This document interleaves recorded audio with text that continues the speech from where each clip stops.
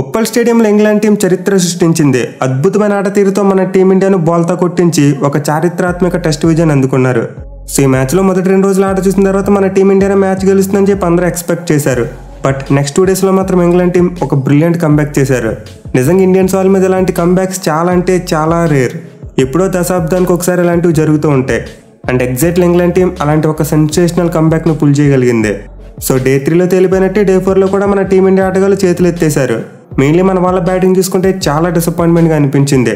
అసలు England batsmen ఆడిన pitch మీద మన వాళ్ళు ఆడుతున్నారా లేకపోతే వేరే పిచ్ మీద ఏమైనా బ్యాటింగ్ చేస్తున్నారా అనే డౌట్ వచ్చేలా ఆడారు. సో మనం క్లియర్గా చూసాం ఇంగ్లాండ్ సెకండ్ ఇన్నింగ్స్లో వాళ్ళు ఎట్విల్ స్ట్రైక్ని రొటేట్ చేయగలిగారు. బౌండరీస్ ఎక్కువ కొట్టకపోయినా కనీసం ఓవర్కి ఒక 3-4 సింగిల్స్ తిరిగేసేవారు. బట్ మన టీమిండియా బ్యాట్స్మెన్ విషయానికి వస్తే అలాంటిది ఏమీ లేదు. Defence defence defence defence defence full toss ball వేసినా కూడా డిఫెన్స్ ఆడే మోడ్లోకి వెళ్ళిపోయి బ్యాటింగ్ చేశారు. సో మరి ఇంతలా బాక్డౌన్ అయి డిఫెన్స్ ఆడడం వల్ల మన వాళ్ళకి 231 టార్గెట్ ఏదో 431 లాగా అనిపించింది. మెయిన్లీ శుభ్మన్ గిల్ మరియు శ్రేయస్ అయ్యర్ వీళ్ళిద్దరూ చాలా డిసప్పాయింట్ చేశారు భయ్య. వీళ్ళిద్దరికి లాస్ట్ 9 to 10 ఇన్నింగ్స్లో చూసుకుంటే ఒక్క హాఫ్ సెంచరీ కూడా లేదు. బట్ ఈ రోజు మ్యాచ్ గెలిపించడానికి ఒక గోల్డెన్ ఆపర్చునిటీ వచ్చింది. బట్ అగైన్ వాళ్ళు తమకు వచ్చిన ఆపర్చునిటీని మరోసారి చేజార్చుకున్నారు. మెయిన్లీ ఎస్ఎస్వి జైస్వాల్ మరియు శుభ్మన్ గిల్ వీళ్ళిద్దరూ ఒకే ఓవర్లో అవుట్ అయిపోవడం మన టీమిండియాని చాలా బ్యాక్ ఫుట్ మీద పెట్టేసింది. అంత ముందు వరకు చూసుకుంటే రోహిత్ శర్మ కొంతవరకు ఫ్రీ ఫ్లోయింగ్ బ్యాటింగ్ చేశాడు. బట్ ఎప్పుడైతే ఒకే ఓవర్లో 2 వికెట్లు పడ్డాయో ఆ తర్వాత మన వాళ్ళు కంప్లీట్గా డిఫెన్సివ్ మోడ్లోకి వెళ్ళిపోయారు. సో ఇంగ్లాండ్ బౌలర్స్ వేసిన ప్రతి బాల్ని డిఫెండ్ చేస్తూ తమ మీద తామే ఒత్తిడి పెంచుకున్నారు.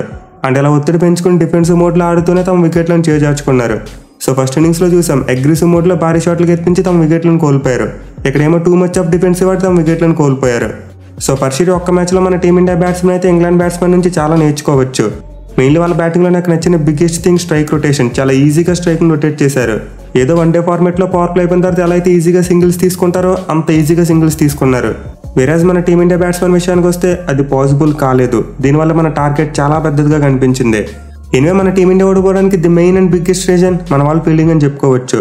సో గ్రౌండ్ ఫీల్డింగ్ చూసుకున్న పూర్గానే కనిపించింది. క్యాచింగ్ అయితే 2 ఇంపార్టెంట్ క్యాచ్లు వదిలేశారు.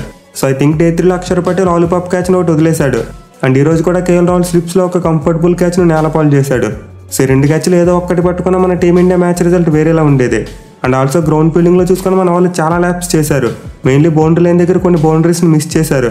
అలాగే ఎక్స్ట్రాస్ చూసుకుని ఇంగ్లాండ్ సెకండ్ ఇన్నింగ్స్లో 32 ఎక్స్ట్రాస్ ఉన్నాయి. అండ్ మన వాళ్ళు ఇచ్చిన 32 ఎక్స్ట్రా రన్స్లో 20 రన్స్ బైస్ రూపంలో వెళ్ళాయి. అంటే మన ఫీల్డింగ్ మిస్టేక్స్ వల్ల వెళ్ళాయి. సో ఇండిసిప్లైన్ బౌలింగ్తో పాటు ఇండిసిప్లైన్ ఫీల్డింగ్ కారణంగా మన వాళ్ళైతే మ్యాచ్ను ఓడిపోవాల్సి వచ్చింది. ఇక ఈ రోజు గేమ్ ప్రోగ్రెషన్ చూసుకుంటే ఇంగ్లాండ్ టీం తమ దూకును కొనసాగించింది. మెయిన్లీ ఆలీపాప్ నేను ఎక్కడైతే వదిలిపెట్టాడో అక్కడ నుండే కంటిన్యూ చేశాడు. నిజంగా ఒక మైండ్ బ్లోయింగ్ ఇన్నింగ్స్ ఆడాడు. 196 పరుగుల వద్ద అవుటే డబుల్ సెంచరీ మిస్ అయిపోయాడు అనే లోటు తప్పితే అతనైతే వంటి చేత ఇంగ్లాండ్ టీంని గెలిపించాడని చెప్పుకోవచ్చు. సో ఇంగ్లాండ్ టీం తమ 2 ఇన్నింగ్స్ 190 పరుగులు వెనకబడి స్టార్ట్ చేసింది. అయితే ఆలీపాప్ అక్కడే 190 రన్స్ యొక్క డెఫిసిట్ని కవర్ చేసి ఇంగ్లాండ్ టీంకి అద్భుతమైన స్కోర్ అందించాడు. అండ్ అతనితో పాటు డౌన్ ఆర్డర్లో రేయాన్ అహ్మద్ మరియు టామ్ హార్ట్లీ ఇద్దరు కూడా చాలా మంచి బ్యాటింగ్ చేశారు.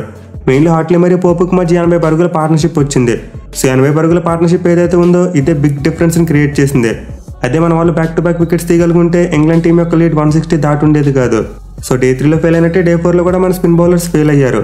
At the same time day 3లో బాగా బౌలింగ్ చేసినట్టే డే 4లో కూడా బుమ్రా ఒక్కడే బాగా బౌలింగ్ చేశాడు. ఇన్ఫాక్ట్ అతను బౌలింగ్ వేయడానికి వస్తేనే వికెట్ పడుతుంది లేకపోతే లేదు అన్నట్టు పరిస్థితి మారిపోయింది. ఈవెన్ రోహిత్ శర్మ క్యాప్టెన్సీ కూడా చాలా డిఫెన్సివ్ మోడ్లో కనిపించింది. సో పర్షూర్ మన టీమిండియా దగ్గర అయితే ఒక సరైన ప్లాన్ బి లేదు. ఒకవేళ ఇంగ్లాండ్ టీం అటాకింగ్ బ్యాటింగ్ చేస్తే మన వాళ్ళు ఏం చేయాలి అనే దాని గురించి ముందుగానే ఆలోచించుకుని రాలేదు.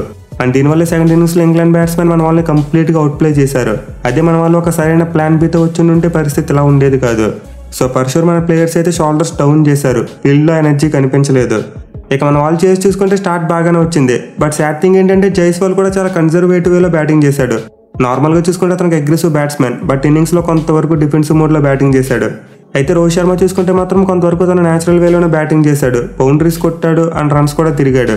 బట్ ముందు చెప్పుకున్నట్టు ఎప్పుడైతే టామ్ హార్ట్లీ ఒక ఓవర్లో 2 వికెట్లు తీశాడో మ్యాచ్ మొత్తం మారిపోయింది. అప్పటి వరకు స్ట్రాంగ్ పొజిషన్లో ఉందనుకున్న మన టీమిండియా ఒక్కసారిగా డిఫెన్సివ్ మోడ్లోకి వెళ్ళిపోయింది. ఈవెన్ ఆ తర్వాత కేఎల్ రాహుల్ మరియు అక్షర్ పటేల్ మధ్య పార్ట్నర్షిప్ వచ్చినా పెద్దగా వర్కౌట్ కాలేదు. మన టీమిండియా రెగ్యులర్ ఇంటర్వల్స్లో వికెట్లు కోల్పోతూనే ఉంది. అండ్ వీటన్నింటి మధ్య మనకు మరో బ్యాడ్ లక్ ఏంటంటే జడేజా యొక్క రన్అట్. సో ఇదైతే కంప్లీట్లీ బెన్ స్టోక్స్ వికెట్. నిజంగా బెన్ స్టోక్స్ని సూపర్ మ్యాన్ అని ఎందుకంటారో ఈ ఒక్క రన్అట్ ద్వారా మనం చెప్పొచ్చు. సో ఫస్ట్ ఇన్నింగ్స్లో 8 రన్స్ కొట్టిన జడేజా ఇలా రన్అట్ అయిపోవడం మన టీమిండియాని చాలా దెబ్బ కొట్టింది. బట్ ఎనివే చివరిలో కేఎస్ భరత్ మరియు అశ్విన్ చాలా వరకు పోరాడారు. ఇద్దరు కలిసి 8వ వికెట్కు 57 పరుగుల పార్ట్నర్షిప్ నెలకొల్పారు. అండ్ వీళ్ళిద్దరు పార్ట్నర్షిప్ వెళ్తున్న కొద్దీ ఆశలు పెరిగాయి. ఎందుకంటే వీళ్ళిద్దరు ఆల్మోస్ట్ మేము అవుట్ అవ్వము అన్న స్టైల్లో బ్యాటింగ్ చేశారు.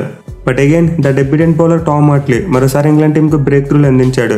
నిజంగా ఒక బ్రిలియంట్ బాల్తో కేఎస్ భరత్ను క్లీన్ బౌల్ చేశాడు. అలాగే తర్వాత చూసుకున్న అశ్విన్కి ఒక మంచి బాల్ పడింది, బయటికి స్పిన్ అయింది. At the same time ball లోగా ఉంది. సో అశ్విన్కి అయితే వేరే ఆప్షన్ లేదు, ఎందుకంటే అదరంలో ఇంక బౌలర్సే ఉన్నారు. సో అతను భారీ షాట్లకి వెళ్ళాలని అదే చేశాడు. ఇక చివరిలో బుమ్రా మరియు సిరాజ్ కాసేపు ఇంగ్లాండ్ బౌలర్స్ని చిరాకు పెట్టారు. వీళ్ళిద్దరు కలిసి మన టీమిండియా స్కోర్న 200 మార్క్ని అయితే దాటించగలిగారు.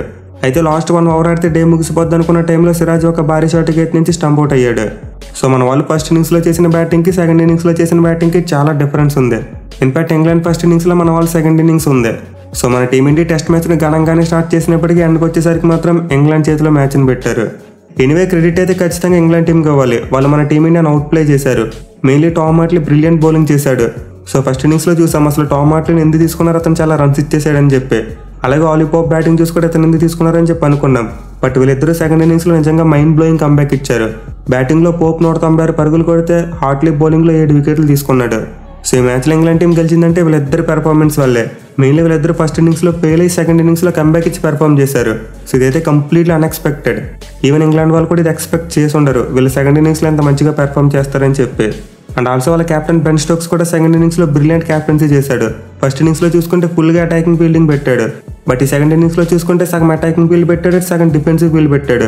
అంటే ఒకవైపు రన్స్ను కాపాడుకుంటూనే మరోవైపు మన టీమిండియా బ్యాట్స్మెన్ మీద ప్రెజర్ పెట్టగలిగాడు. అండ్ అతని క్యాప్టెన్సీని సక్సెస్ చేస్తూ మన వాళ్ళు కంప్లీట్గా డిఫెన్సివ్ మోడ్లో బ్యాటింగ్ చేశారు. సో ఓవరాల్కి డే 3 మరియు డే 4లో ఇంగ్లాండ్ టీం మన టీమిండియాను అవుట్ ప్లే చేసి మ్యాచ్ని గెలిచారు. బట్ ఎనిమిది అయితే ఏమి ఎండ్ ఆఫ్ ది వరల్డ్ కాదు, ఇంకా ఈ సిరీస్లో 4 మ్యాచ్లు ఉన్నాయి. సో 2021 టెస్ట్ సిరీస్లో కూడా మనం ఇదే చూసాం. ఫస్ట్ మ్యాచ్లో జో రూట్ డబుల్ సెంచరీ చేసి ఇంగ్లాండ్ టీంని గెలిపించాడు. బట్ నెక్స్ట్ 3 మ్యాచెస్లో మన వాళ్ళు బ్రిలియంట్ కంబ్యాక్ ఇచ్చారు. సో అలాంటిది ఈ సిరీస్లో కూడా జరగాలని ఆశిద్దాం. అండ్ ఆల్సో లాస్ వల్ల మన టీమిండియా ప్లేయర్స్ కూడా నెక్స్ట్ మ్యాచ్ నుండి కొంచెం గట్టిగా ప్రిపేర్ అయ్యి వస్తారు. మెయిన్లీ మన వాళ్ళకి ఫస్ట్ లాస్ తర్వాత సిరీస్ ఇంకా ఇంట్రెస్టింగ్గా మారబోతుంది. అదే మన వాళ్ళు మ్యాచ్ని 1 సైడ్గా గెలిచేసి ఉంటే సిరీస్ మీద అసలు ఇంట్రెస్టే పెరిగేది కాదు. సో ఈ ఓటమి మన వాళ్ళ మంచిగా అని చెప్పి మూవ్ ఆన్ అవ్వడమే. నెక్స్ట్ మ్యాచెస్ నుంచి మంచి పెర్ఫార్మెన్స్ ఇచ్చి కంబ్యాక్ ఇస్తే చాలు. చూడాలి మరి మన టీమిండియా రాబోయే మ్యాచ్లకు ఎలాంటి ప్లాన్స్తో వస్తారనేదే.